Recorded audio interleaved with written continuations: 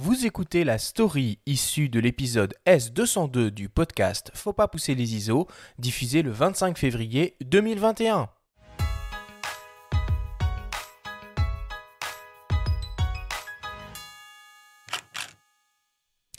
Alice, un prénom intemporel qui ne cesse d'inspirer écrivains, musiciens, cinéastes. Lewis Carroll en a fait tout un roman, Scorsese l'a mis en tête d'affiche de l'un de ses longs métrages. Francky Vincent et Ibrahim Malouf l'ont, chacun dans leur style, porté au nu, en notes zouk ou jazzy. Alice a même été l'égérie d'un fournisseur d'accès Internet dans les années 2000, à l'ère de la DSL. Plus récemment, de l'autre côté de la Manche, une bande de jeunes photographes et ingénieurs en informatique ont également succombé à la simplicité de ces deux syllabes au moment de baptiser leur nouveau concept d'appareil photo. Alors qu'ils étaient en plein brainstorming pour définir son identité autour d'une pinte, l'une des convives lance comme une évidence Alice Camera. Nettement plus cool que l'acronyme AI désignant l'intelligence artificielle, argument phare de cet appareil est décliné à toutes les sauces. Et puis, le clin d'œil à la suite des aventures d'Alice de l'autre côté du miroir est plutôt savoureux. En effet, point de miroir, l'Alice Camera consiste en un bloc d'aluminium d'environ 375 grammes, dissimulant un capteur, un modèle au format 4 tiers de 10 millions de pixels, vu sur le Lumix GH5S ou la Blackmagic Pocket, un processeur, dopé à l'IA donc, et une monture ouverte à tout le parc optique micro 4 tiers. L'idée, coupler la flexibilité, c'est-à-dire le fait de pouvoir changer d'optique, et la qualité d'image d'un vrai appareil photo, à la panoplie ludique et connectée des smartphones via une application dédiée. Vishal Kumar et ses équipes ne sont en rien des pionniers. D'autres acteurs, et non des moindres, ont tenté de réunir le meilleur des deux mondes. On se souvient de DxO avec la One, ou bien Sony avec les QX10 et QX100. En vain. Mais il faut croire qu'une vaste frange d'utilisateurs iOS et Android n'ont pas renoncé. La campagne de financement participatif menée tambour battant sur Indiegogo octroie à Alice le droit de vivre de nouvelles aventures.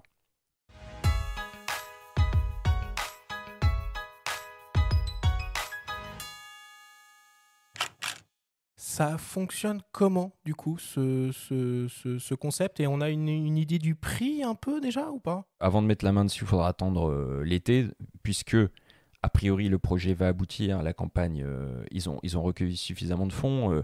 Je crois que quelques 22 000 euros étaient demandés. Ils en ont récolté déjà plus de 115 000 à l'heure qu'il est. La campagne n'est pas terminée. Donc le projet va sortir. Le produit verra le jour à l'été, normalement.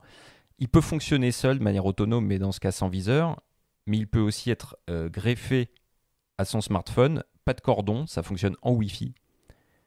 Et dans ce cas, on se sert du smartphone pour visualiser, pour cadrer, que ce soit en photo ou en vidéo, via une application dédiée du coup qu'on lancera sur le smartphone. Le prix? Et le prix qui s'annonce salé puisqu'il est de 747 euros. D'accord. 22 000 euros pour lancer un projet de cette envergure, ça me paraît un peu, c'est délirant. délirant.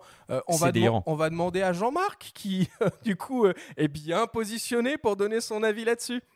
Alors effectivement, j'ai l'impression qu'il manque un facteur 1000 au niveau du crowdfunding. Non, alors évidemment, nous aussi, de manière un peu d'ailleurs, concomitante, comme diraient certains, avec le QX, lancé un produit qui s'est vendu à 35 000 exemplaires, qui s'appelle la DxO One, dont je suis l'un des artisans, dans la définition et dans la gestion du produit.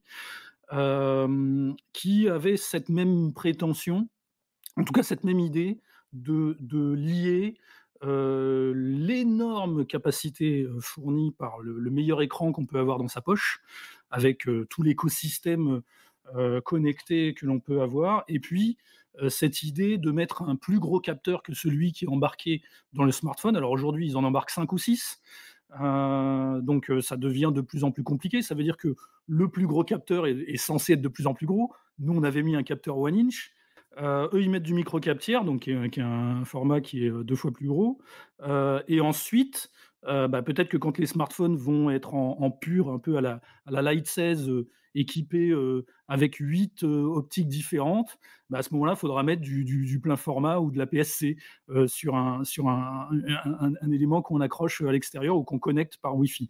Et donc du coup, j'ai envie de leur souhaiter bonne chance, non sans inquiétude, parce que c'est un travail compliqué que de s'implanter avec des concepts comme ça. En ingénierie, on dit souvent, alors pardon pour l'anglicisme, c'est ce qu'on appelle du piggybacking, c'est-à-dire qu'on va s'accrocher sur un produit dont on n'est pas maître.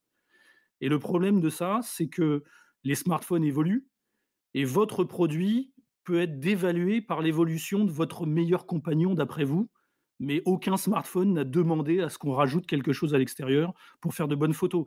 Toi, Volker, qui est quand même, je vais te qualifier de puriste, ne le prends pas mal, au contraire, ça peut être même plutôt un compliment. Comment tu accueilles une nouveauté comme celle-là? Est-ce que toi, tu crois en liphonographie ou en cet aspect modulaire, et est-ce que tu as testé la DxO One à l'époque? Oui, absolument. En fait, effectivement, j'ai testé la DxO One et je trouvais le concept effectivement très séduisant. En soi. Le DxO One, j'ai bien apprécié la qualité, justement, la qualité d'image en RAW et en mode, effectivement, super RAW, et la possibilité, justement, de développer les images dans un logiciel digne de ce nom.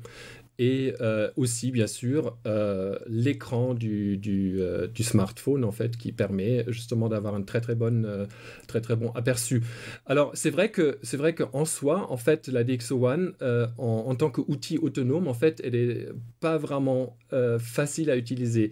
Donc, effectivement, le problème se posera aussi avec ce nouveau dispositif Alice. Voilà, donc je suis un peu sceptique, en fait, au futur de la chose et à la longévité, parce qu'à un moment donné, effectivement, on aura l'obsolescence programmée qui sera effectivement enclenchée par un changement d'interface. Alors moi, je vais être un peu plus radical que vous. Je suis persuadé que ça va absolument pas marcher. J'étais déjà pas convaincu à l'époque du concept QX et du concept DxO One. Pour moi, à partir du moment où on doit accrocher quelque chose à son smartphone, on a déjà perdu 99,9% des utilisateurs de smartphones. Donc c'est pas ça la solution pour réconcilier photographie de qualité avec utilisateurs de smartphone. Pour le coup, même si c'est évidemment pas du tout le même concept, je serais plus dans la mouvance de ce que Sony commence un petit peu à mettre en place avec son dernier, si je dis pas de bêtises, Xperia Z1 Pro, où finalement le smartphone devient un accessoire complémentaire d'un appareil photo et d'une caméra qui permet d'étendre les possibilités de ce dernier et non l'inverse.